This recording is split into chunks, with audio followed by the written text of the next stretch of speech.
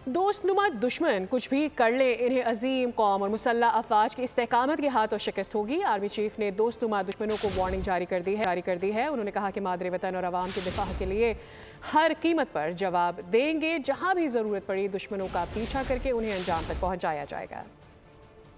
मुसल्लह अफवाज काबिल फ़ख्र कौम के ताउन से दोस्तनुमा दुश्मनों का खात्मा करेंगी। Army chief general Asim Munir ने मुल्क दुश्मनों को वाज़ेह पैगाम दे दिया। सिपह सालार ने बलूचिस्तान का दौरा किया। FC के शहीद होने वाले 18 जवानों के नमाज जनाजा में शिरकत की, जख्मियों की इयादत भी की। इस मौके पर आर्मी चीफ को सिक्योरिटी की सूरत हाल पर जामिया ब्रीफिंग दी गई। आर्मी चीफ ने जवानों के अज़्म को सराहा। दोस्तनुमा दुश्मन अनासिर को वार्निंग भी दी।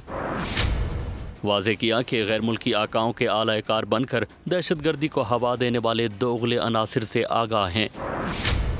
शिकार के लिए शिकारी के साथ और बचाव के लिए शिकार के साथ चलने वाले हमारे लिए कोई अजनबी नहीं।